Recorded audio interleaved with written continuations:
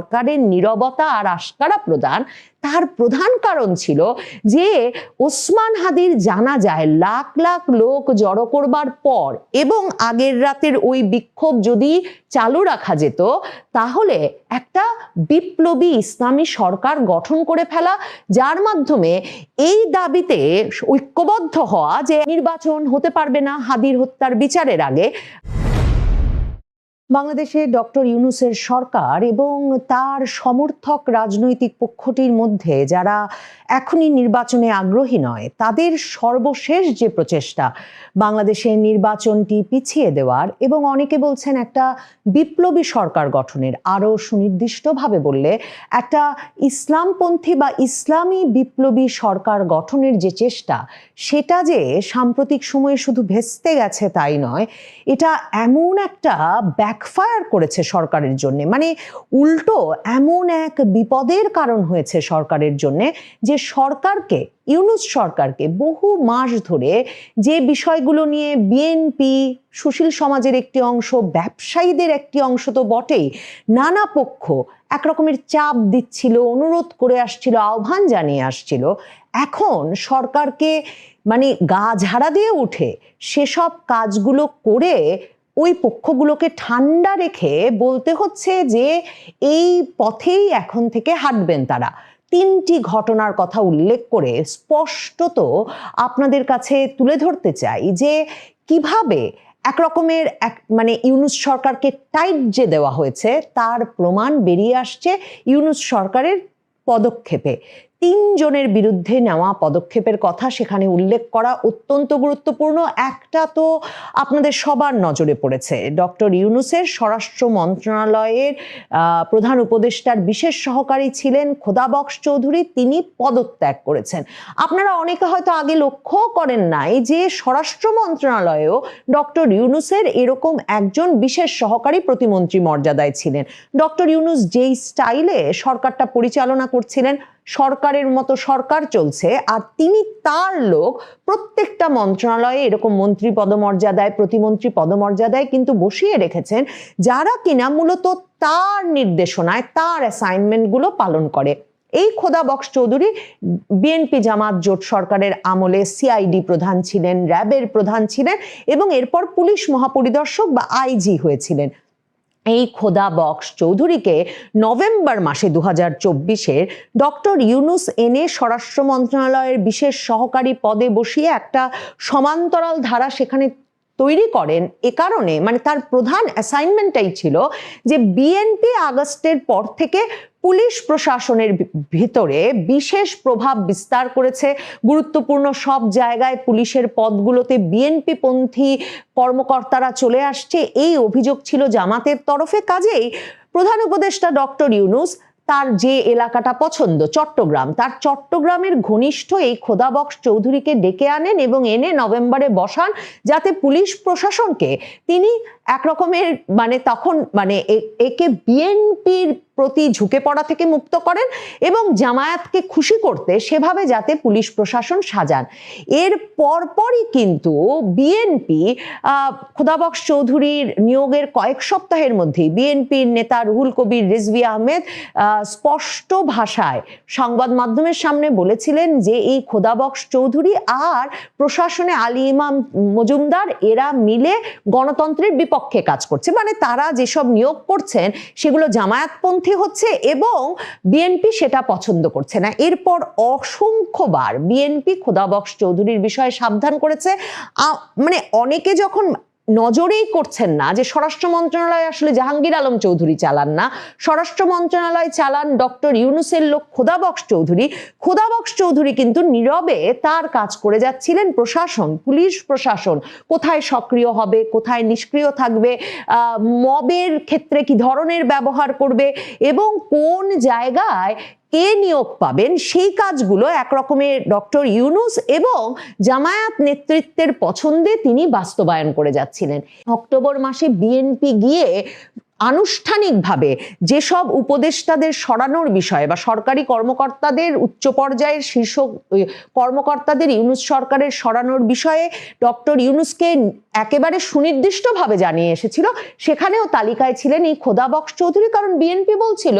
যে পুরো পুলিশ প্রশাসন এই ব্যক্তি জামায়াতপন্থী করে ফেলেছেন। এহেন খোদাবক্স চৌধুরীকে এতদিন সরানো হয় নাই, কিন্তু প্রথম আলো, ডেইলি স্টার, ছায়ানট, উদীচী, এই যে ঘটনাগুলো ঘটলো, হাদির মৃত্যুর ঘটনাকে কেন্দ্র করে এখন জানা যাচ্ছে একেবারে স্পষ্টভাবে এ তথ্য যেমন প্রথম আলো, ডেইলি স্টারের কাছে আছে, তেমনি দেশি বিদেশি গোয়েন্দা সংস্থার কাছে আছে যে খোদাবক্স চৌধুরী নিজে এই নির্দেশনা আইন শৃঙ্খলা রক্ষাকারী বাহিনীকে দিয়েছিলেন যে নিষ্ক্রিয় যাতে থাকে পুলিশ প্রশাসন যখন ভয়াবহভাবে ভাঙচুরের ঘটনা ঘটবে প্রথম আলো, ডেইলি স্টার, ছায়ানট সহ এই প্রতিষ্ঠানগুলোতে। কারণ তাদের নাকি মূল লক্ষ্য ছিল যে ব্যাপক ক্ষোভ শোক ওসমান হাদির মৃত্যুকে কেন্দ্র করে, এবং প্রধানত যে ক্ষোভ শোক হচ্ছে ভারতের আধিপত্যবাদ বিরোধী প্রতিরোধের অংশ, এবং যে কারণে এর এক সপ্তাহ আগে ওসমান হাদি যখন 12ই ডিসেম্বর গুলিবিদ্ধ হলেন, তার পরপরই প্রথমে আঙুল তোলা হলো বিএনপির দিকে, এবং তার পরপরই আঙুল তোলা হলো যে ভারতের দিকে। একদিকে ভারতের র এই কাজ করিয়ে থাকতে পারে, না হলে ভারতে বসে আওয়ামী লীগ নেতৃবৃন্দ এই কাজ করিয়ে থাকতে পারেন, আর না হলে ভারতে কেন পালিয়ে যেতে দেওয়া হলো ওসমান হাদির উপর হামলাকারীদের। কাজেই ভারতের আধিপত্যবাদের বিনাশ ঘটাতে হবে, বাংলাদেশে ভারতীয় দূতাবাস গড়িয়ে দিতে হবে এবং প্রত্যেকটি প্রতিষ্ঠানকে টার্গেট করে প্রতিরোধ গড়ে তুলতে হবে, এমন ঐক্যবদ্ধ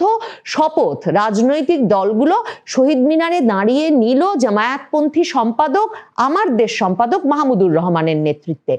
এখন দেশি বিদেশি গোয়েন্দা সংস্থাগুলো, প্রথম আলো, ডেইলি স্টার, সুশীল সমাজ, ব্যবসায়ীরা যেমন বিশ্বাস করছেন, সেটা গোয়েন্দা তথ্যে এটা স্পষ্ট হয়ে উঠেছে যে এই পুরো বিষয়টি একটা সুনির্দিষ্ট সুস্পষ্ট পরিকল্পনার অংশ ছিল, যার প্রেক্ষিতে ওই 18ই ডিসেম্বর রাতের ভয়াবহ ভাঙচুরের পর পরিকল্পনা ছিল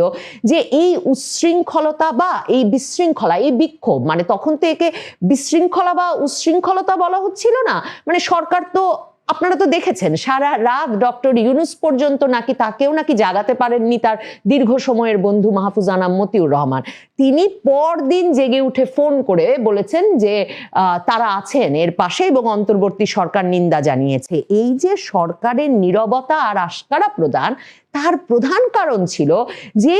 ওসমান হাদির জানাজায় লাখ লাখ লোক জড়ো করবার পর এবং আগের রাতের ওই বিক্ষোভ যদি চালু রাখা যেত, তাহলে একটা বিপ্লবী ইসলামী সরকার গঠন করে ফেলা, যার মাধ্যমে এই দাবিতে ঐক্যবদ্ধ হওয়া যে একদিকে যেমন নির্বাচন হতে পারবে না হাদির হত্যার বিচারের আগে, এবং অন্যদিকে এই বিষয়টি নিশ্চিত করা যে যদি ঘোষণা দিয়ে বিপ্লবী সরকার গঠন করা নাও যায়, তাহলেও ডক্টর ইউনূসের নেতৃত্বাধীন এই সরকারেই ওই শক্তিটিকে আরো যূথবদ্ধ করা, আরো শক্তিশালী করা, যেই শক্তিটি তখন দাবি তুলবে যে হাদি হত্যার বিচারের আগে নির্বাচন হতে পারবে না এবং ভারতীয় আধিপত্যবাদের আগে অবসান করতে হবে। হাসনাত আব্দুল্লাহ, নাহিদ ইসলাম, সার্জিস আলমরা রাস্তায় নেমে এলেন কতদিন পরে, তাদের কোথাও রাস্তায়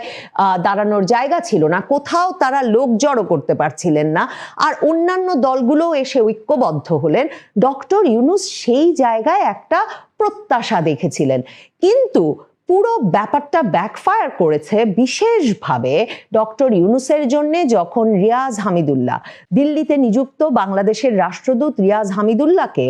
মানে দুই তরফেই তলব পাল্টা তলবের পর বুধবার ডেকে ভারতের পক্ষ থেকে, ভারতের পররাষ্ট্র মন্ত্রণালয়ের পক্ষ থেকে সুনির্দিষ্টভাবে বলা হয়েছে যে বাংলাদেশ সরকার যেন ওসমান হাদি তদন্তের পূর্ণাঙ্গ তথ্য প্রকাশ করে, কতদূর সেই তদন্ত এগিয়েছে, কারা এই হত্যাকাণ্ডের সঙ্গে জড়িত, কেন ভারতকে দায়ী করা হচ্ছে, এই বিষয়গুলো যাতে স্পষ্ট করে। না হলে ভারতের কাছে যে তথ্য আছে সে তথ্য তারা এর মধ্যেই অন্যান্য দেশের গোয়েন্দা সংস্থাগুলোর সঙ্গে শেয়ার করেছে এবং তা মিলে গেছে, এবং সেই তথ্য তারা এখন প্রকাশ্যে নিয়ে আসবে। মানে ওসমান হাদির হত্যাকাণ্ডটাও কি একটা কোনো পক্ষ লক্ষ্য স্থির করে করলো, যে কারণে ওসমান হাদির ভাই নাহিদ ইসলাম, তারাও কিন্তু সে সময় বলা শুরু করলেন হঠাৎ করেই যে সরকারের মধ্যেও একটা পক্ষ এই ভাঙাভাঙিতে জড়িত ছিল। ওসমান হাদির ভাই বলে বসলেন সরকারের মধ্যেও একটা পক্ষ জানে কারা হত্যাকাণ্ড ঘটিয়েছে। আর তখন ভারতের দিক থেকে এই পুরো আন্দোলনটা এখন কিন্তু মোড় নিয়েছে এদিকে যে সরকার কেন পালিয়ে যেতে দিল। তার মানে ওই যে ওসমান হাদিকে কারা হত্যা করার চেষ্টা করলো এই তথ্যটির মধ্যে এবং ওসমান হাদি হত্যার প্রতিক্রিয়ায় আসলে সরকার কি অ্যাচিভ করতে চেয়েছিল, কি অর্জন করতে চেয়েছিল, ওই হিসেব নিকেশের মধ্যে সরকার কেন এমন ভড়কে গেল। আর এখন কি না যে খোদাবক্স চৌধুরী ডক্টর ইউনূস আর তার পক্ষের রাজনৈতিক শক্তির নির্দেশনায় নির্বিকারে মব চালিয়ে যেতে দিচ্ছিলেন সেই ব্যক্তিকে পদত্যাগ করতে হলো, তা পরিষ্কার হয়। বলেছিলাম ৩ জন ব্যক্তির বিষয়ে ব্যবস্থা নেওয়ার ঘটনায় স্পষ্ট হচ্ছে ডক্টর ইউনূস সরকারকে কেউ টাইট দিয়েছে। এক, খোদাবক্স চৌধুরী। দ্বিতীয় জনের কথা বলবো কলেজ ছাত্রী, ভাওয়ালের বদ্রে আলম কলেজের ছাত্রী তাহারিমা জান্নাত। এই তাহারিমা জান্নাত সেই 2024-এর জুলাই আগস্ট আন্দোলন থেকে, তখন তিনি সবে এসএসসি পাশ করেছেন, কিন্তু সেই টঙ্গী থেকে এসে তিনি প্রাইভেট ইউনিভার্সিটির যে সরকার মানে তখন যে কোটা সংস্কার আন্দোলন, যেটা পরে এক দফার আন্দোলনে পরিণত হলো, সরকার বিরোধী আন্দোলন, সেই আন্দোলনের একেবারে নেতৃত্বের ভূমিকায় ছিলেন। সারা ঢাকা শহর তিনি দাপড়ে বেরিয়েছেন। মানে এক বিস্ময় বটে যে স্কুল ছাত্রী এক মেয়ে টঙ্গী থেকে কার নির্দেশে, কার অনুপ্রেরণায় কিভাবে ঢাকা চলে আসে। এবং তিনি নিজেই দেখবেন সংবাদপত্রে সাক্ষাৎকার দিয়ে বলেছেন 18ই জুলাই থেকে ফোন বন্ধ রেখে তিনি সম্পূর্ণত 5ই আগস্ট পর্যন্ত আন্দোলনে অংশ নেন। 5ই আগস্টের পরে আসলে এই তাহারিমা জান্নাত জুলাই যোদ্ধা, যিনি কিনা বৈষম্য বিরোধী ছাত্র আন্দোলনের সমন্বয়ক হিসেবে নিজেকে পরিচয় দেন, তিনি সারা বাংলাদেশে সংবাদ মাধ্যমে পরিচিত হয়ে ওঠেন যখন 5ই ফেব্রুয়ারি 32 নম্বর ভাঙার সময় তাকে কলেজ ড্রেস পরে উন্মাতাল নৃত্যরত অবস্থায় ভাইরাল ভিডিওতে আবিষ্কার করা যায়। এরপরে নানা জায়গায় মবের নেতৃত্বে তাকে দেখা গেছে, নানা সময়ে তাকে নৃত্যরত অশ্লীল স্লোগানরত অবস্থায় দেখা গেছে। এখন এই জুলাই যোদ্ধা তাহারিমা জান্নাতকে গ্রেফতার করা হয়েছে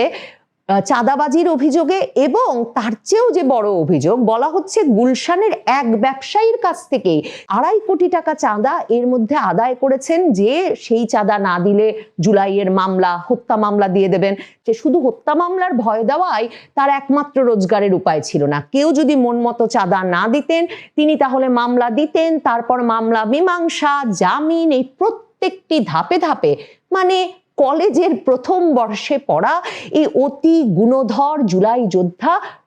লিপ্ত ছিলেন। এত দিন বাদে তাহারিমা জান্নাতের মতো একজন মানে জুলাই যোদ্ধা হিসেবে স্বীকৃত, সারা বাংলাদেশে ভাইরাল, সুপরিচিত বা কুপরিচিত এই তাহারিমা জান্নাতকে গ্রেফতারের মাধ্যমে তার মানে সরকার তাদের আরেকটা যে শক্তিশালী পক্ষ, মব পক্ষ, তাদেরকেও একটা বার্তা দিতে চেয়েছে যে তাহারিমা জান্নাতকে আমরা রক্ষা করতে পারি নাই, যিনি কিনা মানে কোটি কোটি টাকা চাঁদা লেনদেন করেছেন এই গত 15 মাসে, তাহলে অন্যদেরকেও আর রক্ষা করা হবে না। সর্বশেষ যেই গ্রেফতারের দিকে আপনাদের দৃষ্টি আকর্ষণ করতে চাই সেটাকে বলবো সবচেয়ে তাৎপর্যপূর্ণ গ্রেফতার, সেটি আতাউর রহমান বিক্রমপুরীর গ্রেফতার। তাকে সরকার রীতিমতো কোনো সুনির্দিষ্ট মামলা না দিয়ে 90 দিনের একটা নির্বাহী আদেশে এক আটকাদেশ দিয়ে বিশেষ ক্ষমতা আইনে আটক করেছে। এই ব্যক্তি আনসারুল্লাহ বাংলা টিমের সদস্য হিসেবে মানে জঙ্গি গোষ্ঠীর সদস্য হিসেবে আটক ছিলেন, এবং ইউনূস সরকার ক্ষমতা নেওয়ার পরপরই যে 350-400 জঙ্গি গোষ্ঠীর সদস্য হিসেবে বিভিন্ন কারাগারে আটক ব্যক্তিবর্গ ছাড়া পেয়েছেন, এই আতাউর রহমান বিক্রমপুরীও তখন ছাড়া পান। শুধু যে তিনি নিজে ছাড়া পান তাই নয়, তিনি তারপরে বৈষম্য বিরোধী কারামুক্তি আন্দোলন নামে এক সংগঠন গড়ে তোলেন, যারা বিভিন্ন সময়ে যখন তৌহিদি জনতা মব সৃষ্টি করলে পুলিশ বা আইন শৃঙ্খলা রক্ষাকারী বাহিনী কাউকে কাউকে গ্রেফতার করে নিয়ে যাচ্ছিল বা নিতে বাধ্য হচ্ছিল, তাদেরকে তিনি ফুলের মালা দিয়ে বরণ করে নিয়ে আসছিলেন। এই আতাউর রহমান বিক্রমপুরী 2024 সালের নভেম্বরে যখন প্রথম আলো ডেইলি স্টারের সামনে জিয়াফতের আয়োজন করা হয়েছিল পিনাকি ভট্টাচার্য সহ অনেক প্রভাবশালী ব্যক্তিদের আহ্বানে, তখন সেখানে যে বিক্ষোভ হয়েছিল তার নেতৃত্ব দেন এবং সেখান থেকে যাদেরকে তখন গ্রেফতার করা হয়েছিল তাদেরকে তিনি পরে থানা থেকে ছাড়িয়ে আনেন এই বৈষম্যহীন কারামুক্তি আন্দোলনের অংশ হিসেবে। হেফাজতে ইসলাম এরই মধ্যে বিবৃতি দিয়ে কিন্তু বলেছে যে প্রথম আলোর ঘটনায় এই যে শনাক্ত করে করে গ্রেফতার চলছে, এটা এই ঢালাও গ্রেফতারের তারা প্রতিবাদ জানায়। এই ঘটনা ঘটতে দেওয়া যাবে না, কারণ মনে রাখতে হবে এই প্রথম সরকারকে নড়ে চড়ে বসে কোনো মবের ক্ষেত্রে ছবি দেখে ভিডিও দেখে সুনির্দিষ্টভাবে শনাক্ত করে করে গ্রেফতারের পর গ্রেফতার করে যেতে দেখা যাচ্ছে। যারা এসব ঘটনায় গ্রেফতার হচ্ছেন সে থেকেও পরিষ্কার হয়ে উঠছে কোন রাজনীতি ইউনূস সরকারের মূল শক্তি আর কোন রাজনীতিকে তিনি কিছুদিন পর পর একেবারে নির্বিকারে নিঃসংকোচে যা ইচ্ছা তাই করার সুযোগ দিয়ে বাংলাদেশে ভয়ের রাজত্ব কায়েম রাখতে চান আর নির্বাচনটা পিছিয়ে দিতে চান, আর তার ক্ষমতায় থাকার সময়টা